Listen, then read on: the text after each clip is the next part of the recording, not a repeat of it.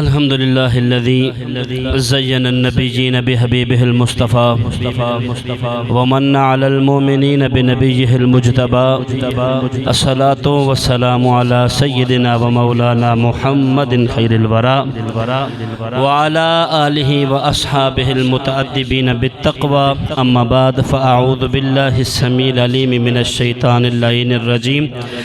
बिस्मिल्लाहिर रहमानिर रहीम। क़ाल अल्लाहु तबारक व तआला फ़िल क़ुरआनिल मजीद व इज़ अख़ज़ना मीसाक़ बनी इसराईल ला तअबुदूना इल्लल्लाह व बिल वालिदैनि इहसाना बिबरकतिही इन्नल्लाहा व मलाइकतहु युसल्लूना अलन नबी या अय्युहल्लज़ीना आमनू सल्लु अलैहि व सल्लिमू तस्लीमात। मोहब्बत के साथ, अक़ीदत के साथ नबी करीम अलैहिस्सलातु वस्सलाम के ज़ात अक़दस में दुरूद पाक का नज़राना पेश करें। अस्सलातु वस्सलामु अलैका या सय्यदी या रसूल अल्लाह। अस्सलातु वस्सलामु अलैका या सय्यदी या हबीब अल्लाह। अस्सलातु वस्सलामु अलैका या सय्यदी या नबी अल्लाह व अला आलिका व अस्हाबिका या नूर अल्लाह। हज़रात अज़ीम मोहतरम, नबी करीम अलैहिस्सलाम की ज़ात अक़दस पर दुरूद पाक पढ़ने के बेशुमार फ़ज़ाइल हैं। एक तरफ तो सरकार दो जहां सल्लल्लाहु अलैहि वसल्लम की ज़ात पर कसरत के साथ दुरूद पाक पढ़ने के बेशुमार फ़ज़ाइल हैं। फ़ज़ाइल के साथ साथ एक फरमान इमामुल अंबिया सरकार दो जहां सल्लल्लाहु अलैहि वसल्लम का कि जो शख्स मुझ पर दुरूद पाक पढ़ना भूल गया गोया वो जन्नत का रास्ता ही भूल गया। ठीक है जी, ठीक है जी। तो कोशिश करें कि हर इम्कान जितना हो सके तो सरकार दो जहां सल्लम की ज़ात अक़दस पर कसरत के साथ दुरूद पाक पढ़ना चाहिए। अभी भी हमने दुरूद पढ़ा, लेकिन कई सारे मेरे भाई ऐसे खामोश बैठे हुए हैं। मोहब्बत के साथ एक मरतबा फिर सरकार की ज़ात पर दुरूद पढ़ें। अस्सलातु वस्सलामु अलैका अस्सलातु वस्सलामु अलैका या सय्यदी या हबीब अल्लाह। अस्सलातु वस्सलामु अलैका या सय्यदी या नबी अल्लाह व अला आलिका व अस्हाबिका या नूर अल्लाह। जब भी मस्जिद में दाखिल हो तो एतिकाफ़ की नीयत फरमा लिया करें। नवैतु सुन्नत अल एतिकाफ़। हज़रात अज़ीम मोहतरम, पिछले जुमे भी कुछ गुज़ारिशात आपके सामने पेश की थी, तो अच्छा रिस्पांस मिला था। फिर कुछ बुज़ुर्गों ने इरशाद फरमाया कि यार अगले जुमे को भी अज़मत वालिदैन के वाले से कुछ गुफ्तगू कर दीजिएगा। तो मैंने फिर सोचा कि यार इसी के वाले से ना कुछ इंशाअल्लाह, क्योंकि मैंने भी कुछ ऐसी आज नई नई बातें पढ़ी हैं कि वाकई वो दिल हिला देने वाली थी। तो हतल इम्कान में कोशिश करूँगा कि आपको भी इंशाअल्लाह अपने मुख्तसर से बयान में वो सारी बातें बता सकूँ। ठीक है जी। हज़रात अज़ीम मोहतरम, हर चीज़ का नेमुल बदल है, पर माँ बाप का नेमुल बदल कोई भी नहीं। हकीकत में हवा इधर की चली है कि लोग अपनों को छोड़कर बेगानों को अपना समझना शुरू हो गए।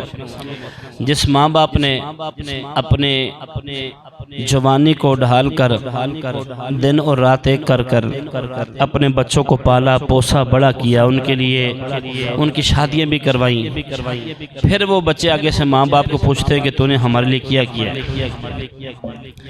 यकीन करें कि कैसी मैं रवायत पढ़ रहा था कि मेरी आंखों में से आंसू आ गए थे कि सरकार ने फरमाया जो चीज़ मुझे सबसे ज़्यादा परेशान करेगी ना और परेशान कर रही है वो ये है कि माँ बाप के नाफरमानों को बड़ी सख्त सज़ा हो। यकीन करें, मैं इंशाअल्लाह आखिर आकर उसके भी इंशाअल्लाह पूरा आपके सामने बयान करने की कोशिश करूँगा। लेकिन जो लोग कामयाबी पा गए ना, फलाह कामरान हो गए, वो वही हैं कि जिनको माँ बाप ने जिनको राज़ी कर लिया, जिनके माँ बाप उनसे इस हाल में दुनिया से ले चल पर्दा फरमा गए कि वो राज़ी थे।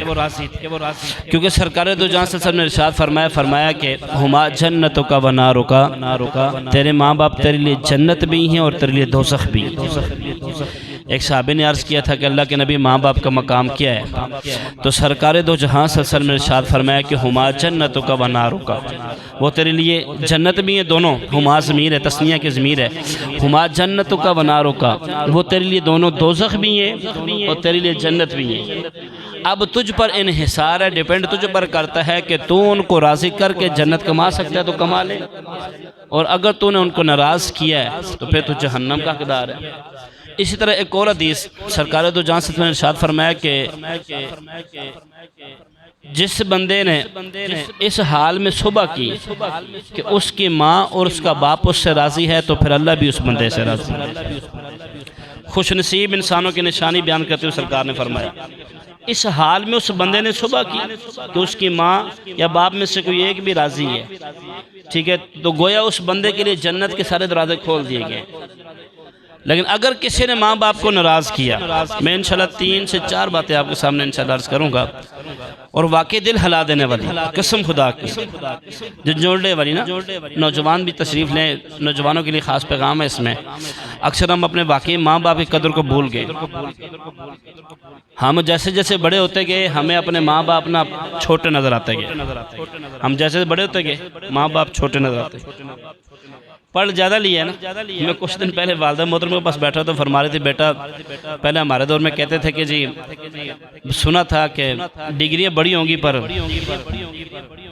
डिग्रियाँ बड़ी होंगी, जहालत उतनी ही ज़्यादा होगी। और आज देखने को मिल रहा है कि जिसको भी देखें आप उससे पूछ कर तो देखें उसने स्टडी कितनी की है। एक दफ़ा तो आपके पाँव से ज़मीन निकल जाएगी, लेकिन जब सामने जब आप उसको बात करते हुए देखेंगे, यकीन करें बड़े बड़े महल्लात, बड़ी बड़ी कोठियाँ, उनके अंदर जाकर अगर आप उनसे परेशान हाल पूछें ना, उनसे उनका हाल पूछें, वो यही कहेंगे अल्लाह ने सब कुछ दिया है पर माँ का साया सर पर नहीं है। अल्लाह ने सब कुछ दिया है पर बाप का साया सर पर नहीं है। तो हमने इस खुशी को क्या करना होता है? मैं तो अक्सर अल्लाह पाक से दुआ करता हूँ कि अल्लाह जितना देना है मेरे माँ बाप को लंबी ज़िंदगी दे, सेहत वाली, अफियत वाली, ईमान के साथ लंबी ज़िंदगी दे। जो देना है उनकी ज़िंदगी में मुझे दे, बाद में क्या करना है जी। और जो अपने माँ बाप को राज़ी ना कर सका ना तो फिर अल्लाह की कसम उसका कोई नमाज काम नहीं आएगी। मैं आपके सामने हदीसें पेश करूँगा, कोई नमाज उसकी काम नहीं आएगी जिस माँ बाप को। सरकार ने फरमाया, हज़रत अबू हुरैरा से भी मरवी है, अब्दुल्लाह इब्न अब्बास से भी मरवी है, सरकार ने फरमाया कि लोगों की औरतों से पाक रहो, दूर रहो, तुम्हारी औरतें पाकीज़ा रहेंगी। लोगों की औरतों से दूर रहो तो तुम्हारी औरतें पाकीज़ा रहेंगी। तुम्हारा अगर भाई के साथ तुम्हारा झगड़ा है, अगर लफ्ज़ है हक हो या ना हक हो, अगर तुम्हारे पास वो माजरत करता है तो उसके मत को फ़ौरन कबूल करो। अगर चाहे हक पर है ना जो वो छोड़ो उसको, लेकिन उसकी माफ़ी को ज़रूर कबूल करो। और तीसरा सरकार ने फरमाया कि तुम अपने माँ बाप की इज़्ज़त करो, तुम्हारी औलाद तुम्हारी इज़्ज़त करेगी। आयशा से भी मरवी है, उसी के नीचे तर आयशा से भी हदीस मौजूद है। अब्दुल्लाह इब्न अब्बास 1, अबू हुरैरा 2 और आयशा 3 से ये रिवायत मौजूद है, मुख्तलिफ अल्फाज के साथ, कि फरमाया कि अगर तुम चाहते हो कि तुम्हारी औलाद भी, जैसे मैंने पिछली दफ़ा भी अर्ज़ किया था, बीच में बातें रह गई थी काफ़ी सारी, कि साबित बुनानी रहमतुल्लाह ताला अलैह साहबी ताबी थे। आपने अनस बिन मालिक की वो शागिर्दी भी इख्तियार की और उनको देखा भी था। आप चौक से गुजरे थे तो एक बंदा ना अपने बाप को चौक के बीच में खड़े होकर मार रहा था। तो आपने फरमाया कि तुझे शर्म नहीं आती कि तू अपने बच्चे को अपने बाप को चौक में खड़े होकर मार रहे? तो उन्होंने कहा, उस बुजुर्ग ने, बाबा जी ने कहा कि आप इसको रहने दें, मारने दें मुझे। फरमाया क्यों? कहा कि इसी चौक में खड़े होकर मैं अपने बाप को मारा था, इसी चौक में खड़े होकर मैंने अपने बाप को मारा था, इसको मारने दे। ये दुनिया किसी भी अमल की सज़ा, कई अमल ऐसे होते हैं कि जिनकी सज़ा दुनिया पर मिलती है, लेकिन माँ बाप के नफ़रमानी का अमल ऐसा है कि इसकी सज़ा दुनिया में मिल जाएगी।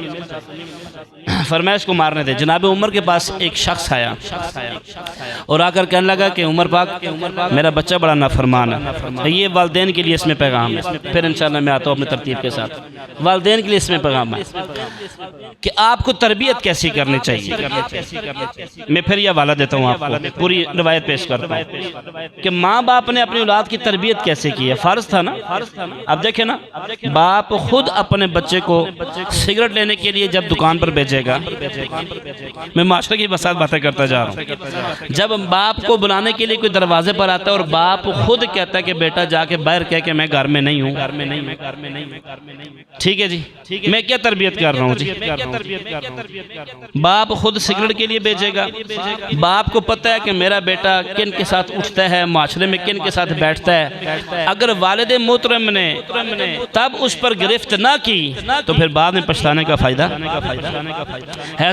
ऐसा मसला जनाब उमर की बारगाह में पेश किया गया। वो मुझे याद है, तो मैंने साथ कुछ माशरे की बातें भी आपसे डिस्कस करा, मैंने ज़रूरी इसको समझा कि जनाब उमर के पास भी ऐसा ही मसला लाया गया।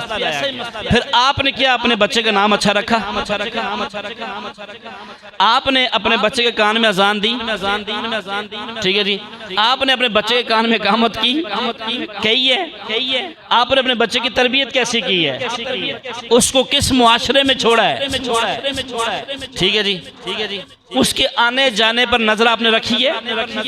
आप खुद क्या नाम है नमाज पढ़ते नहीं है, फिर आप कहेंगे मेरा बच्चा नमाजी बन जाए, ऐसे कैसे पॉसिबल हो सकता है? ये तो हो ही नहीं सकता। बाप खुद आराम फरमा रहा हो और बच्चे के उठ के नमाज पढ़, मेरा ख्याल बहुत मुश्किल वक्त है, मुश्किल वक्त है जी, ठीक है जी।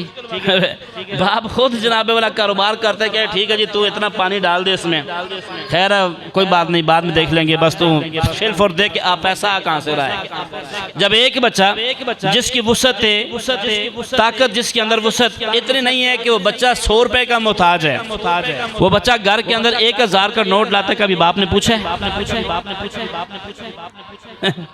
है जी? थोड़ी मुश्किल चीज छेड़ बैठा हूँ। कभी बाला साहब ने पूछा कि बेटा तू जब यहाँ से जेब खर्चे मुझसे 10 रुपए लेके जाता है, 50 रुपए लेके जाता है, 1000 रुपए तूने कहाँ से लाया है? कभी बाला साहब ने पूछा? कभी आगे आपने बच्चे से पूछा है? बात वही बार आ गई है। मैं एक रात को पढ़ रहा था कि प्राइवेट स्कूलों का हाल क्या हो गया, हमारा ये हाल हो गया कि जी आपको यूनिफॉर्म भी प्राइवेट स्कूलों से लेना पड़ेगा, ठीक है जी, इसका बैग भी आपको स्कूल से लेना पड़ेगा, समझ आइए, इसकी किताबें भी सारा कुछ आपको स्कूल से लेना पड़ेगा, डिक्शनरी भी सारी आपको स्कूल से लेनी पड़ेगी। तो भाई तालीम वो आपको ट्यूशन से मिलेगी। माँ बाप क्या कहते हैं, हमने अपना बच्चा स्कूल के हवाले कर दिया है, और जब रिजल्ट खराब आता है, क्योंकि मेरा भी कुछ 6 साल का एक्सपीरियंस तो हो गया पढ़ाते, ठीक है जी, और जब बच्चा रिजल्ट लेने के लिए माँ बाप के पास कहने यार आपका बच्चा, और जी मैंने तो आपके वाले किया था, और वो क्या कहते हैं, हमने तो बच्चा आपके वाले किया था, बच्चा हमारे पास 4 घंटे पढ़ना आता है, बाकी सारा आप 22 घंटे किसके पास होता है? 20 घंटे 4 घंटे हमारे पास होता है ना। तरबियत किसने करनी है? सवाल ये पैदा होता है कि जब हमने तरबियत खुद की नहीं है, बच्चे को अच्छे माहौल में हमने परवरिश नहीं दी है, हमने अच्छे स्कूल अच्छे इदारे के इंतखाब नहीं किया, फिर मुझे बताएं बच्चा मेरी कैसे बात मानेगा? कल बजाय बात मानने के फिर हम पीटेंगे। जनाब ज़ाहिर बात है, अगर हम बच्चे को दीनी माहौल से वाबस्ता नहीं करेंगे, दीनी माहौल के साथ वाबस्ता नहीं करेंगे, आप यकीन करें अक्सर किताबें पढ़ने का अल्लाह पाक की हिम्मत देता, आप किताबें पढ़कर देखें, जितने भी बुजुर्ग गुजरे ना, अच्छा अल्लामा इब्न खुल्दून के बारे में ये जानते होंगे, स्कूल कॉलेज वाले, ठीक है, अब बड़े अच्छे मुफस्सिर थे, मुअर्रिख थे, सारे थे, अल्लामा इब्न खुल्दून, मुक़द्दमा इब्न खुल्दून आपने लिखा, लेकिन पहले आप उनकी तारीख देखिए, हाफ़िज़ कुरान पहले थे। आप जितने भी अकाबिर उठाकर देखें, पहले वो हाफ़िज़ कुरान थे, फिर कोई मुअर्रिख बना, कोई क्या बड़ा, कोई उसने क्या किया जी, तारीख़ रकम की सलाम पेश करते हैं हम, लेकिन पहले आप उनकी तारीख उठाकर देखें, पहले वो हाफ़िज़ कुरान थे। मैंने खुद कई किताबें पढ़ाई हैं, लेकिन उसके अंदर मैंने यही चीज़ नोट की है कि जिनको अल्लाह ने इज्जत दी है, मकाम दी है, मर्तबा दी है, वो पहले हाफ़िज़ कुरान थे। फिर उसके बाद वो स्कूल कॉलेज यूनिवर्सिटी किसने मना किया है? कोई नहीं मना करता, आप पढ़ें, लेकिन देखे ना एक बच्चा मैट्रिक कर रहा है, उसको सीधा कुरान नहीं पढ़ना आ रहा, तो मेरा ख्याल है एक मरतबा आपने जरूर गौर करना है मेरी बातों पर। आपने मेरे गिरबान के अंदर जाके देख लेना कि मैंने बच्चे का हक अदा कर दिया कि नहीं कर दिया। ये बच्चा मुझे कल क्या जनाजा पढ़ाएगा, ये तो मुझे कंधा भी नहीं दे सकता। जिस बच्चे को 12 साल पहले था जी 1 2 3 क्लास होती थी, अब PG भी आ गई, नर्सरी भी आ गई, जहाँ मैट्रिक 10 साल में होती थी 12-14 सालों में हो रही। और यकीन करें अल्लाह की इज्जत की कसम, मेंबर पर बैठा हूँ, बच्चों की ऐसी हालत है मैं आपको बता नहीं सकता। कभी आपने उसको घर बैठ के नमाज के फ़राइज़ बताएं भाईजान? जब आपको खुद आएंगे तो आप बताएंगे ना, जब आपने सीखे ही नहीं है। मैं और आप कैसे शिकवा कर सकते हैं मेरा अच्छा चले छोड़े जी, बहुत लंबी गुफ्तगू हो जाएगी, आप भी परेशान हो गए, मैं आपको परेशान नहीं करना चाहता। जनाब उमर के पास एक औरत आई, एक बाप आया, अपने बच्चे को लेकर आया और उसने कि शिकवा किया कि मेरा बेटा मेरी बात कोई नहीं मानता। इमाम बैकी ने शोबुल ईमान के अंदर इसको कोट किया, शिकवा किया उसने। तो आपने फरमाया कि मुझे बाबा जी आप एक बात बता दें कि आपने इसका नाम अच्छा रखा है? जो चीजें मैं आपको डिस्कस कर रहा हूँ, तीनों चीजें, आपने इसकी तालीम कैसे इसको दी है, तरबियत कैसे की है, आपने इसकी अच्छे खानदान में शादी करवाई है, ये तीनों बातें मौजूद है। बेटे ने कहा ना जी ना, मेरा जो बाप ने नाम रखा वो अजअल रखा है, जिहालत से निकला है। अजअल मुझे माशरे में जिस औरत से मेरी शादी करवाई गई है वो भी बस उसकी इस तरह की हरकत थी कि मैं आपको बता भी नहीं सकता। उस लड़की के साथ मेरे बाप ने मेरी शादी करवाई है। और तरबियत के तो आप पूछे ही ना, मेरे बाप ने मुझे तरबियत की नहीं है। तो फिर उस बाप को जनाब उमर ने फरमाया था कि अब तो अल्लाह से तौबा कर। आप याद रखें ना, आपकी मेहरबानी, आप कहां पर अपने बच्चे को डाल रहे हैं? क्या आपने अपने बच्चे की खबरगिरी की है? वो कैसा पढ़ रहा है, क्यों पढ़ रहा है, कैसे पढ़ा, मुझे ये बता दें वो कैसे पढ़ रहा है। एक बच्चा चलो स्कूल की तरफ तो आ जाते हैं, 6 महीने स्कूल ही नहीं गया अमजद भाई, वो स्टार कैसे ले सकता है? उसकी सेकंड या थर्ड पोजीशन कैसे आ सकती है? कभी आपने चेक किया? कब तक आप इस तरह रहेंगे यार? अपने बच्चों की फिक्र करें यार, खुदा की कसम, पैसे लगाते हैं आप यार। लोग परेशान हो जाते हैं अपने बच्चों को स्कूलों में डालकर। अल्लाह की इज्जत की कसम, आज भी कुरान पढ़ा कर देखे, मजा ना है तो फिर कहना यार, कहना यार। 4 बच्चे ना घर में, अगर एक हाफिज़े कुरान आलिम कुरान हो, उसका उठना बैठना चलना गुफ्तगू करना देखिएगा। और बाकी जो बच्चे आपके स्कूल का, मैं बुरा नहीं कह रहा, मैं अभी भी मैंने खुद पढ़ा है, मैंने मास्टर किया, MA किया, कॉलेज में गया हूँ, यूनिवर्सिटी, हर चीज़ मैंने पढ़ी है मैंने। लेकिन यार सबसे पहले मेरे माँ बाप ने, आप यकीन करें, कभी अम्मी ने ये नहीं कहा स्कूल गए हो, नहीं मदरसे गए हो, पहले हमें मार के गांव देहात में रहते थे, ठीक है जी, माँ बाप मार के पहले कारी से पास भेजते थे, पुत्र पहले ना सपारा बढ़ के बाकी सारा कुछ थे ही रह जाना, यही बात थी। आज कितने रुकू पढ़े, कितना पढ़े, कार साहब ने क्या क्या बताया, सारा कुछ बताओ। आपने कभी अपने बच्चे को पास, आपका बच्चा तो आपसे बात करना गवारा नहीं करता। अब बताओ कि तरबियत बच्चों की गलती नहीं है, बच्चे कोरे कागज की तरह होते हैं, इनके ज़हन में जो नक्श किया जाएगा उसी का जवाब देंगे ना यार, ये आगे से वही बोलेंगे ना जिनको समझाया जाएगा। आप किस माहौल में अपने बच्चे की तरबियत कर रहे हैं? फिर आके आप गिला कीजिएगा ना मेरा बेटा मेरी बात नहीं मानता ना, फिर आप, हाँ अगर आपने, मेरे दादा बू अल्लाह पाक उनको जन्नतुल फिरदौस में आला मकाम अता फरमाए, ऐसे उंगली से पकड़ के ना से फजर में उठा के ऐसे कान से, चलो जी, नहीं आती थी नमाज पढ़नी, और बेटा साथ खड़े हो जाओ, जैसे में वालदा मोहतरमा कहती तब तक खाना नहीं दूंगी जब तक ईशा की नमाज नहीं पढ़ोगे। मैं मेंबर पर बैठा हूँ, मस्जिद में बैठा हूँ, फरमाती थी नहीं जब तक तुम ईशा की नमाज नहीं पढ़ोगे हमें नहीं पढ़नी आती थी। नहीं जैसे मुझे देखो मैं कैसे पढ़ रही हूँ, तो फिर तरबियत असर करती है ना, तरबियत असर करती है। अगर अच्छी तरबियत ना होती तो पता नहीं अब आज कहाँ भटक रहे होते, ये बात है। लेकिन सख्ती थी, कुरान पढ़े, नमाज पढ़ी है, किसी को गाली तो नहीं दी, बदतमीजी तो नहीं की। हमारे तो वहाँ साथ वाले महल्ले में पकड़ पकड़ लाते हो, भाईजान इसने मुझे गाली दी है, तो केड़ा बड़ा काम कर लेता है। वो शिकायत लगा रहे हैं कि आपके बच्चे ने हमें गाली दी है, तो आगे से उसकी माँ बाप कहते हैं ये कौन सा, तो गाली तो आप बच्चे रोज देते हैं, ऐसा है कि नहीं माशरे में, गाली तो बच्चे रोज देते हैं, ये कौन सा बड़ा काम है, बजाय समझाने के। और जितनी माएँ पर्दा डालती है ना बच्चों के, तरबियत उतनी खराब होती है। बाप से बच्चा फिर डरता है, लेकिन माँ बेचारी पर्दा डालती रहती है, फिर आखिर क्या होता है, बच्चा हाथ से निकल जाता है, फिर फायदा क्या हुआ। तो आपकी मेहरबानी, अगर आज आप अपने बच्चे की कमजोरी पे पर्दा डालेंगे ना, तो कल आप उसको अच्छा इंसान नहीं बना सकेंगे। आप अच्छा उसको खुद डांटे, डपटे उसको आराम के साथ, प्यार के साथ। देखें कोई तरीकाकार होता है, ज्यादा मारेंगे भी तो बच्चा बिगड़ जाएगा। ठीक है जी, इज्जत के साथ, प्यार के साथ, बेटा ऐसे नहीं है, ऐसे हमारा इस्लाफ ये कहता है, हमारा दीन ये कहता है, हमारी शरीयत ये कहती है। बुजुर्गों का एहतराम करो बेटा, छोटों से प्यार करो बेटा, शफ़क़त दो।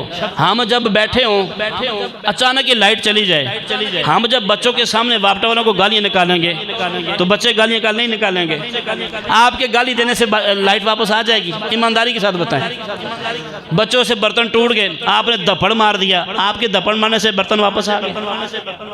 अब बोलो ना यार, आप तो परेशान ही हो गए हो। मैंने तो अभी खुद बयान शुरू करना है। अभी तो मैंने बयान शुरू ही नहीं किया। ऐसा है कि नहीं है? जब आप अपने बच्चों के सामने बच्चों की माँ पर हाथ उठाएंगे, बच्चों पर क्या असर होगा? जब आप बच्चों के सामने बच्चे की माँ को गाली देंगे, मुझे बताएं आपने क्या तरबियत की? बताएं ना मुझे। फिर हम शिकवे शिकायत तो बात की बात है ना। लेकिन हज़रात जी वकार, बच्चों को भी चाहिए कि खुदा का वास्ता अपने माँ बाप की कदर करें। जिनके नहीं है ना, एक दफ़ा उनके पास बैठ के लाज़मी पूछ लीजिएगा, जिनके नहीं है। ठीक है जी। हज़रात जी मोहतरम, बाप भी अपने बच्चे से बड़ा प्यार करता है। बाप अपने बच्चे से, ये वैसे मशहूर है, बाप ना सूरज की तरह होता है। बाप, ये वैसे मशहूर है कि बाप जालिम है, हालांकि बाप जालिम नहीं होता।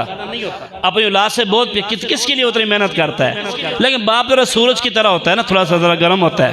और पुत्र जिस दिन सूरज नहीं तुलू होना ना, तो तुहानू पता लग जाना है। जिस दिन सूरज तुलू ही ना हुआ ना, फिर मैं आपसे पूछूं, जिस दिन ये सूरज ग़ुरूब होगा ना हमेशा के लिए, फिर आपसे पूछा जाएगा। बरकत हज़रात जी मोहतरम, बच्चों के लिए भी यही एक नसीहत करना चाहता हूँ कि बाप अपने बेटे से बड़ी मोहब्बत करता है। बाप अपने बेटे से बड़ी मोहब्बत करता है। अगर बाप अपने बेटे से मोहब्बत न करता, इमामुल अंबिया सरकार ने फरमाया जनाब आदम अलैहिस्सलाम देखेंगे जब एक बंदे को, मेरे उम्मती को जहन्नम की तरफ ले जाया जाएगा, जनाब आदम अलैहिस्सलाम मेरे पास आएंगे, ए मोहम्मद सल्लल्लाहु अलैहि वसल्लम तुम्हारे जनाब उम्मती को, मेरे बेटे को जहन्नम की तरफ ले जाया जा रहा है। फिर जनाब आदम अलैहिस्सलाम जब ये कहेंगे, अल्लाह के नबी आएंगे, अल्लाह के नबी फरमाएंगे जनाब वाला हशर के दिन भी जनाब आदम अलैहिस्सलाम अपने बेटों के लिए सिफारिश करते नजर आएंगे। अगर बाप को बेटे से मोहब्बत न होती तो जनाब याकूब अलैहिस्सलाम 40 साल तक अपने बच्चे के लिए दुआएं करते नजर न आते। अगर बाप को बेटे से मोहब्बत न होती तो हजरत ज़करिया अलैहिस्सलाम 111 साल या 83 साल की उम्र में हजरत यहया के लिए दुआएं करते नजर न आते। अगर बाप को बेटे से मोहब्बत न होती तो जनाब इब्राहिम रज़ियल्लाहु ताला अन्हु 1.5 साल के ये बच्चा सरकार अलैहिस्सलातु वस्सलाम के बेटे जनाब इब्राहिम की मैयत पर सहाबा ने देखा कि सरकार अलैहिस्सलातु वस्सलाम रो रहे हैं। सहाबा ने अर्ज किया, अल्लाह के नबी आप भी रोते हैं? पर मैं रोने से मैंने मना नहीं किया है, लेकिन रोते रोते कोई तुम्हारी जुबान से ऐसा कलमा ना निकल जाए कि जिसकी वजह से अल्लाह रब्बुल आलमीन नाराज हो जाए। अल्लाह के बंदे, बाप अपने बेटे से बड़ी मोहब्बत करता है। हजरत अनस बिन मालिक रज़ियल्लाहु ताला अन्हु इरशाद फरमाते हैं, तवज्जो चाहूंगा, हजरत अनस बिन मालिक कहते हैं एक बंदा आया सरकार की बारगाह में, अल्लाह के नबी मेरा बाप मेरा माल खा जाता है। अल्लाह के नबी ने फरमाया अपने बाप को बुलाओ। जब उस बूढ़े बाप को बुलाया गया, उस बाप को सरकार ने फरमाया तू अपने बेटे का माल खर्च करता है? उस बाप ने कहा नाना अल्लाह के नबी आप बेटे से खुद पूछे मैं इसका माल कहाँ कहाँ खर्च करता हूँ। अब बेटे ने कहा जी ये मेरी खाला जान पर, फुफी जान पर, इस तरह रिश्तेदारों पर खर्च करता है। अल्लाह के नबी ने फरमाया ठीक है। थोड़ी देर के लिए सरकार ने फरमाया, इतने में जिब्रील आए। जिब्रील ने आकर अल्लाह के नबी को सलाम किया, साथ ही अल्लाह के नबी को अल्लाह का पैगाम पहुंचाया कि अल्लाह फरमा रहा है इस बाबे से पूछो जो इसने अपने बेटे के लिए शेर लिखे हुए हैं वो भी सुना दे। जब अल्लाह के नबी ने फरमाया ओ बाबा जी जो तूने अपने बेटे के लिए लिखा है ये भी तू हमें पढ़ के सुना। अब वो शेर तो नहीं, मैं उसका तर्जमा आपके सामने पेश करने लगा हूँ। जब बाबा जी ने जनाबे वाला शेर पढ़े जिसका मफहूम आपके सामने पेश करने लगा हूँ, बाबा जी ने कहा ओ बेटा एक दरख्त लगाने वाला भी जब दरख्त को जनाबे वाला लगाता है, बीज जमीन के अंदर बोझ देता है, उसको ये भी पता चलता है कल ये दरख्त बड़ा होकर मुझे साया देगा। जनाबे वाला है बेटा तू तो उस पड़ोसी की तरह भी हक अदा ना कर सका कि जनाबे वाला पड़ोसी से बंदा इतनी तो उम्मीद रखता है कि ये मेरे मुश्किल में काम आ जाएगा। बेटा तुझे वो रात भूल गई है जब तुझे बुखार था, मैं सारी सारी रात तेरे पास खड़ा रहता था। बेटा तू तो इस काबिल भी ना बन सका, तू तो उस दरख्त के काबिल भी ना बन सका कि जो सहारा दे, जो जनाबे वाला साया दे। बेटा तू तो अच्छा एक जनाबे वाला हमसाया भी ना बन सका। बेटा मैंने सारी जवानी तुझे जवान चढ़ाने के लिए अपने गुजार दी है। बेटा तू तो इस काबिल भी ना बन सका। अल्लाह के नबी ने जब ये उस दस्त जनाबे वाला दुख भरी दास्तान सुनी, सहाबा का जम्मे गफीर बैठा हुआ है। अनस बिन मालिक कहते सरकार भी रो रहे हैं। सरकार ने फरमाया इधर आ मेरे पास। अल्लाह के नबी ने उस नौजवान को गिरबान से पकड़कर फरमाया पीछे हट जा, मेरी बारगाह से निकल जा। आज के बाद याद रखी जो कुछ तेरा है सब कुछ तेरे बाप का है। हमने कौन सा एहसान कर दिया यार। अबू हुरैरा रज़ी अल्लाह तआला अन्हु कहते हैं कि सरकार के पास एक औरत आई, लेकिन सरकार के पास एक मर्द आया, एक बेटा आया अपनी माँ की शिकायत लेकर कि अल्लाह के नबी मेरी माँ बदमजाज हो गई है। सरकार ने फरमाया किस तरह बदमजाज है? अल्लाह के नबी वो बहुत गुस्सा करती है, वो मुझे बातें सुनाती है। तवज्जो चाहूँगा नौजवान आजकल कहते हैं अल्लाह के बंदे तुम ये बात करते हो, अगर तुम्हारी अल्लाह ना करे किसी की माँ अगर मुशरिका हो या काफिर हो जनाबे वाला, फिर भी उसकी ताज़ीम करना जरूरी है। क्योंकि हेरा नामी शख्स औरत वो औरत थी। हेरा नामी एक लड़की ने सरकार के सामने अपनी माँ को जनाबे वाला अपने सर पर उठाया हुआ है और उठाकर वो अपनी माँ को साथ सफर के लिए लेके जा रही है।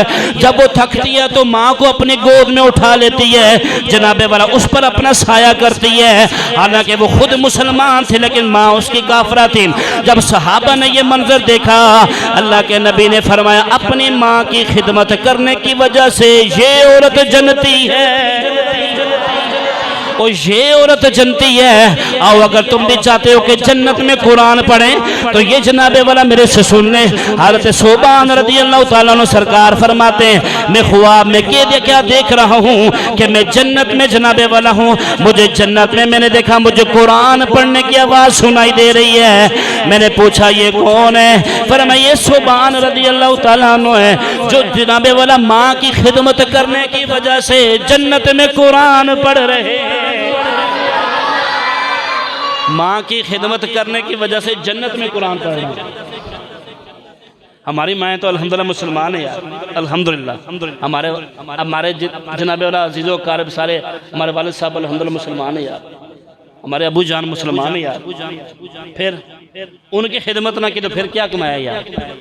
और यकीन करें कुछ बच्चे कहते हैं जी हमने जाना है जी, चले किसी दूसरे मुल्क में जाना है किसी शहर में, लेकिन अल्लाह की कसम अगर आपके माँ बाप राजी नहीं है तो कोई फायदा नहीं। मैं आपके सामने हदीस पढ़ने लगा हूँ। अगर माँ बाप कहते ठीक है रुक जाओ, बस रुक जाओ, बस ठीक है। कहते हैं कि एक बुजुर्ग थे, बुजुर्ग गौर से सुनिएगा, एक बुजुर्ग थे तो माँ को मना लिया कि मैं हज करने जा रहा हूँ। कहाँ जा रहे थे? हज करने, मक्का में जा रहे थे। तवज्जो से सुनिएगा, माँ को मना लिया। माँ ने कहा ना जाओ, मैं तुमसे राजी नहीं हूँ। हम कहाँ जाते हैं? घूमने फिरने के लिए, और वो भी माँ बाप को ना, वो उम्र हज करने के लिए जा रहे हैं। गौर कीजिएगा। माँ ने कहा मैं तो इससे राजी नहीं हूँ। बर कैफे जू तू करके ना वो निकल गए। माँ ने दुआ की या अल्लाह इसने मेरी बात नहीं मानी, अब तू इस पर अजाब नाज़िल कर। जो नौजवान माँ को धक्का मार के चले जाते हैं ना, और बाबू कहते हैं तू कौन होता है मुझे पूछने वाला। जब रात को 12 बजे बच्चा आता है और अकड़ के आता है कि तू कौन है पूछने वाला, शुक्र किया करो तुम्हें कोई पूछता है। हाँ जी, शुक्र किया करो तुम्हें कोई पूछता है। अल्लाह की इज्जत की कसम माँ बाप हैं तो पूछते हैं यार, कौन आजकल किसी को पूछता है? वो हमारे उस्ताद से फरमाते हैं बेटा जिस दिन माँ बाप को उस्ताद तुम्हें पूछना छोड़ देगा ना, तुम्हारी बदबख्ती की अलामत शुरू हो जाएगी। जिस दिन तुमसे माँ बाप ने या उस्ताद ने पूछना छोड़ दिया, जो बच्चे बैठे ये भी तवज्जो करें, अगर तुम्हें उस्ताद पूछता है तो माँ बाप पूछते तो खुदा का शुक्र अदा करो या अल्लाह के पूछने वाला है। वो कहते हैं कि क्या हुआ? वो बुजुर्ग कहते हैं कि मैं चला गया, मैंने एक रात ऐसे नमाज पढ़ने के लिए मैं गुजरा तो वहाँ पर शोर पड़ गया कि कोई चोर आ गया। गौर से सुनिएगा। कहते वो चोर को पकड़ने के लिए लोग जैसे बाहर निकले, मक्का में लोग जैसे बाहर निकले तो अच्छा मैं अंदर मस्जिद में नमाज पढ़ रहा था तो चोर आके दरवाजे से गायब हो गया। लोगों ने शोर डाल दिया जी चोर नमाज पढ़ रहा है। माँ की बदुआ, चोर नमाज पढ़ रहा है। लोगों ने पकड़ लिया, सुबह काजी के पास हवाले किया। काजी ने दोनों हाथ काट दिए, दोनों पाँव काट दिए, दोनों आंखें निकाल ली। जब दोनों आंखें निकाल ली तो कहा कि जो चोरी करेगा, काजी ने ऐलान किया कि जो चोरी करेगा उसकी सजा ये है। फौरन बोल पड़े, कहा चोरी की सजा नहीं है पर माँ की नाफरमानी की सजा है। ये माँ की नाफरमानी की सजा है, चोर की सजा नहीं है। उनको पता लगा यार ये बंदा तो बेकसूर था, उसको उठा के इबादत खाने में छोड़ आए। वापस उसको पता लगा जब छोड़ आए तो इधर से अंदर माँ ना खाना बना रही थी। इन्होंने बाहर से साहिल आवाज़ दी कि कोई है मुझे खाना खिलाने वाला। अब माँ को नहीं पता था बाहर बेटा है, बेटे को भी नहीं पता था अंदर माँ है, क्योंकि आंखें तो थी नहीं। माँ ने कहा कि तू मेरे पास चल के आजा, थोड़ा सा खाना है मैंने सुरीद इसकी बना दी है, मैं तुझे खिला देती हूँ। उसने कहा है कोई मुसाफिर को खाना खिलाने वाला? उसने कहा आजा मैं। उसने कहा जी मैं आ सकता तो फिर आवाज़ क्यों देता है, मेरे दोनों पाँव ही कोई नहीं। उसने कहा जी कोशिश करो कि हाथों के बल चलते चलते आ जाओ, मैं तुम्हारे सामने आऊँगी तो हुर्मत मसारत ज़ाहिर बात है वो दीनदार औरतें थी, बेपर्दा औरतें तो नहीं थी, तो मैं तेरे सामने कैसे आ सकती हूँ, तो मेरे लिए गैर महरम है, नामुहर्रम है। उसने कहा जी आप परेशान हो, मेरी आंखें भी कोई नहीं, मेरी आंखें भी कोई नहीं है। बड़ा दिल करके माँ जब घर से बाहर निकलती है तो जैसी नवाला लिया उस बच्चे के मुंह में रखा तो बच्चे ने माँ को खुशबू से पहचान लिया कि सामने मेरी माँ बैठी है। और माँ के गोद में सर रख कर कहा कि माँ मुझे माफ़ कर दे, मैं गया तो हज करने गया था पर देख ले माँ तुझे नाराज़ करके गया हूँ तो इसकी नफरमानी के नतीजा ये मिला। माँ के सीने से चीख निकली, बच्चे को सीने के साथ लगाया और लगा कर कहा कि बेटा या अल्लाह अब हमें सब के सामने या अल्लाह हम पर रहम फरमा, हम दोनों की रूह कब्ज़ कर ले, शर्मिंदा न करिए हमें सब के सामने। दुआ कबूल हुई तो दोनों फोत हो गए,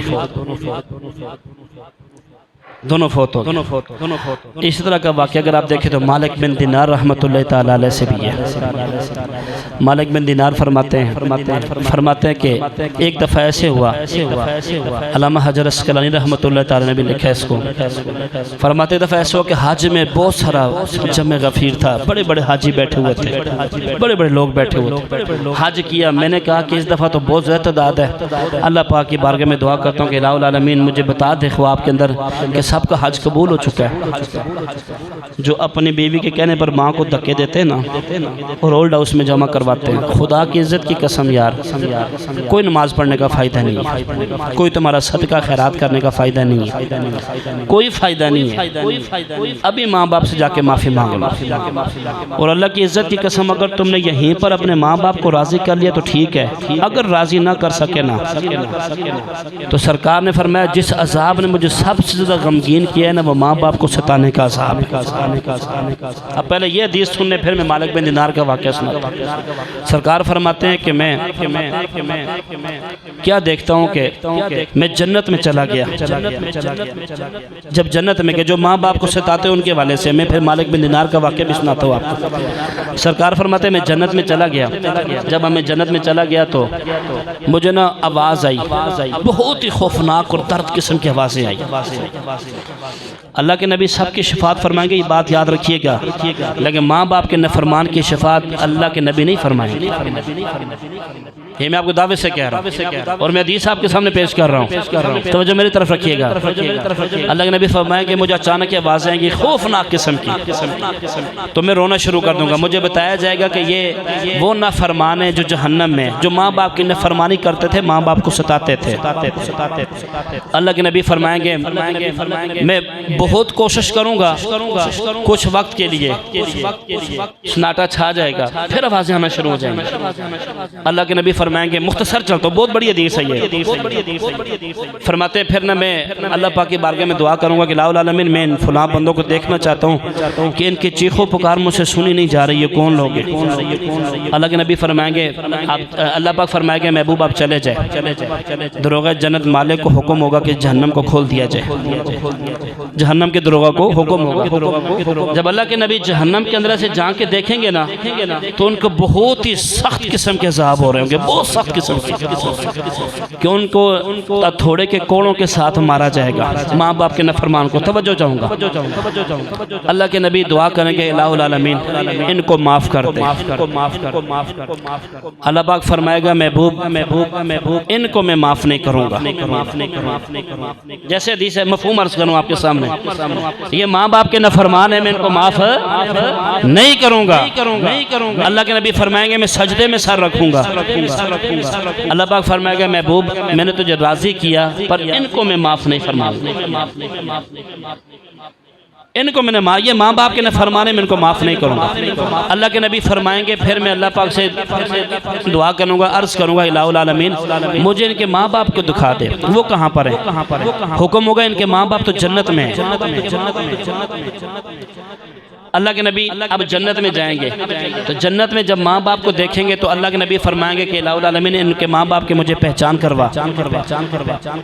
तो अल्लाह के नबी माँ बाप को देखें तो माँ बाप बड़े ऐशो इशरत में रह रहे होंगे।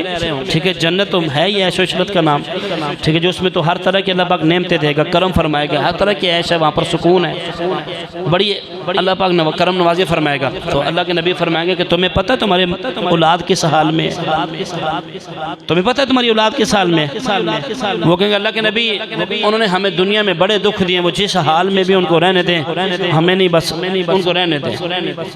अल्लाह के नबी फरमाएंगे, इलाहुल आलमीन इनके दिल में इस तरह की बात डाल के, इलाहुल आलमीन ये मेरे साथ आके अपने बच्चों को देख लें एक दफ़ा। देखिए अल्लाह के नबी हमें वहाँ पर भी नहीं छोड़ रहे। फिर अल्लाह पाक उनके दिल में रहम डालेगा तो अल्लाह पाक उन माँ बाप को हुक्म होगा कि इनको भी इनकी औलाद दिखाई जाए। जब माँ बाप औलाद को देखेंगे इस हाल में जलता हुआ ना तो कहेंगे कि तुम हमें सताते थे, आज फिर अज़ाब आतिश का मज़ा चखो, इस आग का मज़ा चखो। फिर बच्चे रोकर कहेंगे, ऐ माँ तूने हमें कभी भूखा नहीं सुलाया, ऐ बाप तूने हमें हमेशा हमारे पछाओं किया, हमें किसी चीज़ की कमी तूने नहीं आने दी। इलाहुल आलमीन हमें माफ़ फरमा दे, हमें माफ़ फरमा दे। फिर अल्लाह रब्बुल आलमीन उन माँ बाप के दिल में रहम डाले। फिर वो दुआ करेंगे तो अल्लाह पाक उनको जहन्नम से निकाल के जन्नत में डाल देगा। लेकिन सरकार ने फरमाया कुछ वहाँ पर वो भी होंगे कि जिनके माँ बाप अगर राज़ी नहीं होंगे वो सारी ज़िंदगी जहन्नम में। मालिक बिन दिनार कहते हैं कि मैं रात को सोया, मैंने कहा इलाहुल आलमीन सबका हज कबूल हो गया तो मुझे भी पता चल जाए कि सबका हज कबूल हो गया है, करम फरमा दें। फरमाया सबका हज कबूल हो गया पर एक शख्स का हज कबूल नहीं हुआ। अब मालिक बिन दिनार रोना शुरू हो गए कि मैं कहीं वो शख्स तो नहीं हूँ कि जिसका हज कबूल नहीं हुआ। रात हुई सोए ख्वाब में फरमाया तेरा हज कबूल हो गया, लेकिन बल्ख का एक बंदा है मोहम्मद बिन बलहून, वो बंदा है उसका हज कबूल नहीं हुआ। फरमाते हैं अब मुझे निशानी मिल गई थी, बल्ख का रहने वाला है, यहाँ से आया, मुझे इसका ये नाम है। मैं पता करते करते हाजियों से पूछते पूछते मैं चला गया, तवज्जो चाहूँगा आपकी, चला गया। उन्हें क्या माशाल्लाह माशाल्लाह वो तो बड़ा नेक इंसान है, उसको कौन नहीं जानता, उसको तो सारे जानते हैं। वो मालिक में दिनार कहते हैं मैं थोड़ा सा ताज्जुब में पड़ गया क्योंकि ख्वाब में तो बरक्स मैंने सुना था कि वो तो उसका हज नहीं कबूल हुआ, यहाँ पर सारे उसको अल्लाह का वली कह रहे हैं, बड़ा नेक कह रहे हैं। उन्होंने कहा जी वो मिलेगा कहाँ पर? कहा जी किसी किनारे में मस्जिद कोने में या कहीं देखने खेमे में होगा।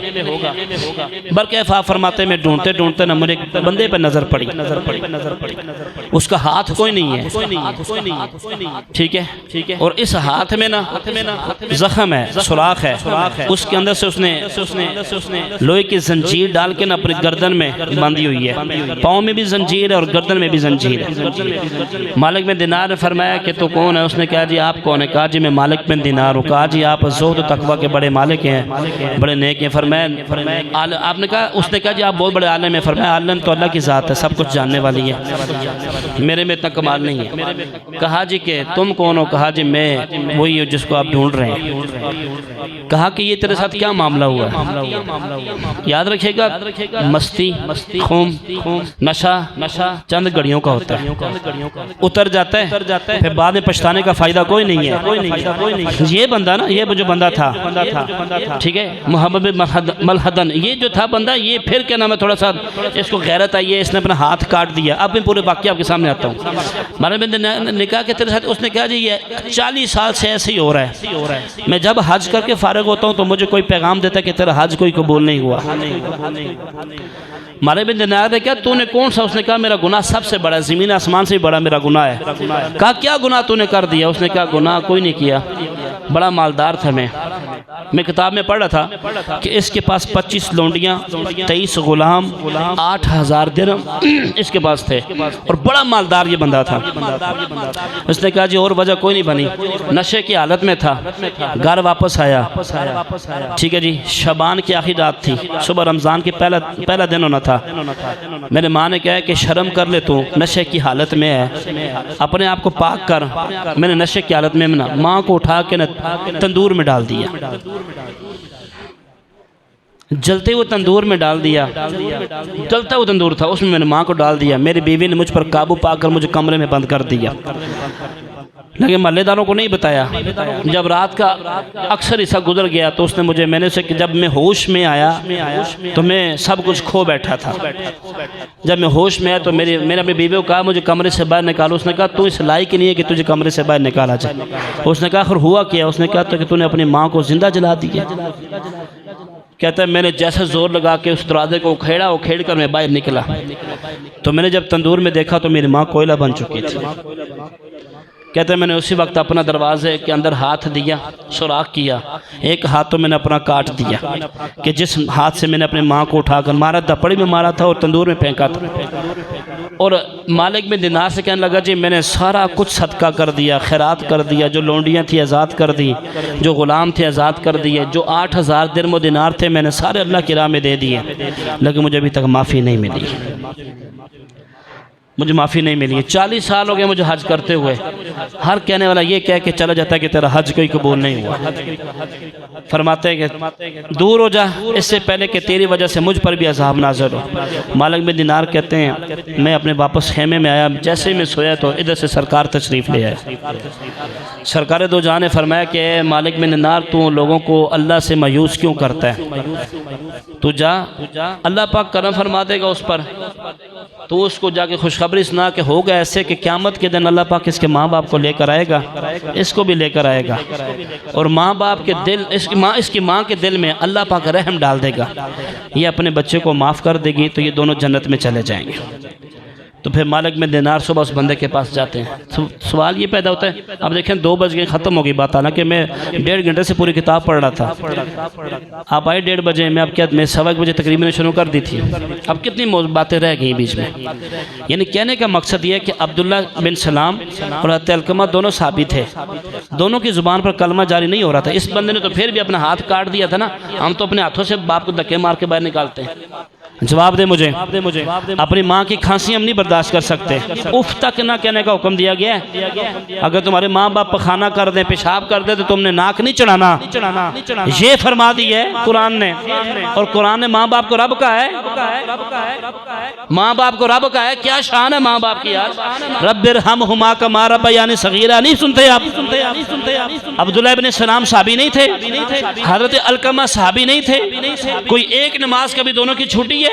मस्जिद नबी में दोनों नमाजें पढ़ने वाले, सदकात और खैरात करने वाले, उनकी जुबान पर अगर कलमा जारी नहीं हुआ आखिरी वक्त में, वो भी अल्लाह के नबी ने आके करम फरमाया, माँ बाप ने उनको दोनों की माँ ने उनको माफ किया तो उनकी जुबान पर कलमा जारी हुआ। मैं और आप किस खेत की मूली हैं? हम किस कैटेगरी में आते हैं? हम किस दर्जे पर आते हैं कि हम एहसान कर दें कि जी हमने माँ का एहसान कर दिया? वो जिस औरत ने शिकायत, जिस मर्द ने शिकायत की थी ना मेरी माँ बदमजाज है, सरकार ने फरमाया फरमाया जब उसने तुझे 9 महीने पेट में रखा तब बदमजाज नहीं थी? जब उसने अपनी छाती से तुझे दूध पिलाया तेरी माँ ने तब बदमजाज नहीं थी? उसने कहा जी मैंने अपनी माँ का हक अदा कर दिया।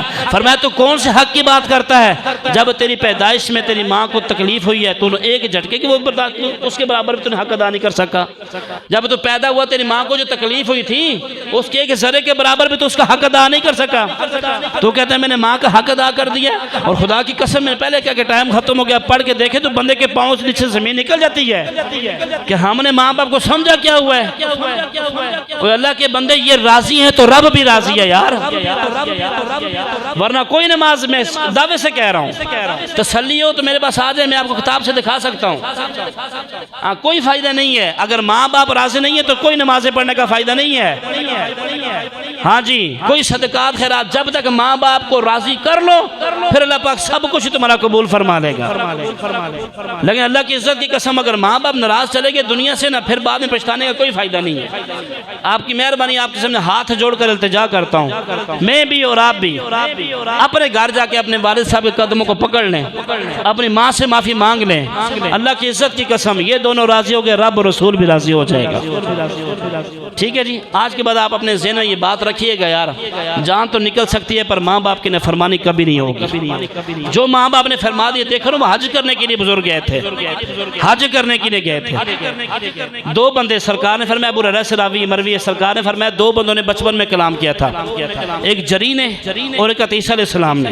अब जरी ये कौम बनी, ये कौम इसका था जनाब से पहले जो ज़माना था बनी इसराइल, ये बहुत ही नेक और आबिद शख्स था। लेकिन एक मरतबा इसकी माँ इसको, अब ये तवज्जो सुनिए बस आखिरी बात है, मुझे पता ऊपर हो गया, जैसे इसने नमाज पढ़ी तो इसकी माँ आ गई। सरकार फरमाते ये बड़ा नेक इबादत गुजार बंदा था, इसकी जैसे माँ आई ना तो अब इसको जिस माँ ने आवाज़ दिया बेटा, इसने आगे से बात नहीं सुनी, इसने कहा इलाहुल आलमीन नमाज पढ़ रहा हूँ या अब क्या करूँ, नमाज छोड़ूँ या माँ की तरफ तवज्जो दूँ। दूसरी दफ़ा माँ आई, बेटा इसने आगे से जवाब नहीं दिया। तीसरी जरी की बात बता रहा हूँ, तीसरे मरतबा सरकार ने फरमाया, अबू हुरैरा रावी इस हदीस के, सरकार ने फरमाया तीसरे मतलब उसकी माँ ने बदुआ की है कि या अल्लाह ये तब तक ना मरे जब तक किसी फितने में मुलव्वस ना हो, जब तक किसी फितने में ना पाया जाए तब तक इसको मौत ना दें। जरी बहुत बड़ा आलिम था, आबिद था, सरकार ने फरमाया उसके साथ चरवाहा रहा करता था। कुछ अरसे के बाद वहाँ पर जरी पर तोहमत लग गई कि एक बच्चे ने, एक औरत ने कहा जी जरी ने मेरे साथ मुँह काला किया, बदकारी किया, ये बच्चा इसका पैदा किया हुआ है, ये इसका बाप है। सब लोगों ने पकड़ लिया, उसके खेमे में पकड़ लिया, उसको गिरबान से पकड़ लिया जरी को कि तू आबिद और जाहिद बनता है, सरकार फरमा रहे हैं ये तूने काम क्या किया है। उसने कहा कि ऐसी बात नहीं है, मैंने ऐसा कुछ नहीं किया। तो उसने उस बच्चे के सर पर हाथ फेरा, बच्चा बोलना शुरू हो गया। तब उस बच्चे ने बोलकर कहा कि मेरा बाप जरी नहीं है बल्कि ये चरवाया है।